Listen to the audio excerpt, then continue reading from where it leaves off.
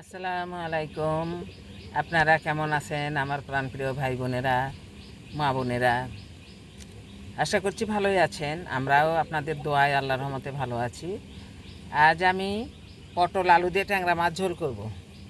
এই যে এই যে পটল আমি কেটে নিয়েছি, তার সঙ্গে ডাঁটাও দিয়েছি। আমার টবে কয়েকটা ডাঁটা ছিল, ডাঁটাও কেটে নিয়েছি। এই যে আলুটা খোসা ছাড়িয়ে নিয়েছি। এই যে ট্যাংরা মাছটাও সুন্দর করে ধুয়ে নিয়েছি। তো এই ট্যাংরা মাছ পটল আলু দিয়ে ঝোল করতে আমার লাগছে কুচি, পেঁয়াজ কুচি,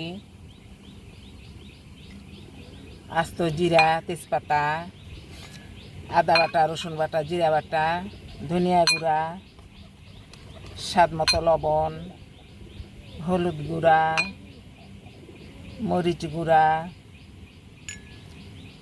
রান্নার তেল তো থাকছেই। রান্নার পূর্বে আমি প্রথমেই পটল ডাঁটা এবং আলুটাকে আমি আংচিয়ে নেবো হলুদ লবণ দিয়ে। পটল আলু ডাঁটাটাকে আমি একসঙ্গে আংচিয়ে নিচ্ছি হলুদ লবণ দিয়ে। একটু হালকা ভাজা ভাজা করবো। আলু পটল ডাঁটা আংচানো আমার হয়ে গেছে, এখন আমি নামিয়ে নিচ্ছি। রান্নার জন্য চুলায় কড়াই দিয়েছি, তেল দিয়ে নিচ্ছি। গোটা জিরা, তেজপাতা, পেঁয়াজ কুচিটাকে আমি বাদামি করে ভেজে নিব।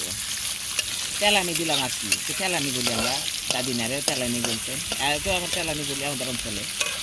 কোনোখানি বাগার বলে, কোনোখানি ফোড়ন বলে। আমার বাদামি রঙ হয়ে গেছে, পানি দিয়ে নিচ্ছি। এখন আমি যাবতীয় মশলা দিয়ে নেব। রসুন বাটা, আদা বাটা, জিরা বাটা, লবণ, মরিচ গুঁড়া,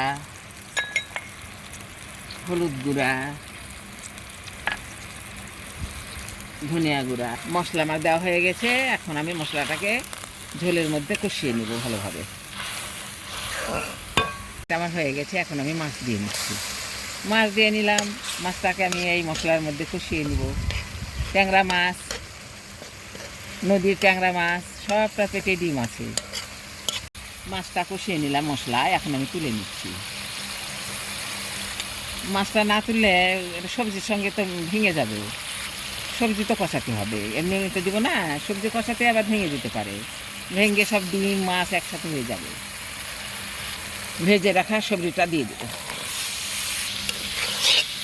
এখন আমি মশলার মধ্যে কষিয়ে নেবো। এইসব ভেজে রেখেছি তো, লবণ হলুদ দিয়ে কষানো তো হয়নি মশলায়, তো মশলার মধ্যে আমি কষিয়ে নেব।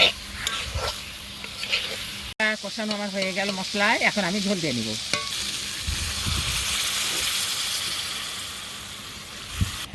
প্রয়োজনীয় ঝোল দিয়ে নিলাম। এখন আমি ঢেকে দেবো, ঢেকে অল্প আঁচে রান্না করবো ধীরে ধীরে। ঢেকে দিলাম। আমার বলক এসেছে, এখন আমি মাছটা দিয়ে নিচ্ছি। মাছ দিয়ে নিলাম, মাছটাকে আবার কিছুক্ষণের সবজির মধ্যে রান্না করতে হবে। ঢেকে দিলাম। আমার হয়ে গেছে সব দিকে ওকে, এখন আমি নামিয়ে নিব।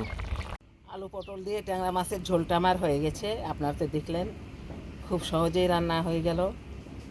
তো আপনার ইচ্ছা করলে এইভাবে রান্না করে খেতে পারেন। আমি বলছি না যে এটা আমার আদর্শ, আপনাকে এর চেয়েও আপনারা ভালো খাইছেন অবশ্যই জানেন।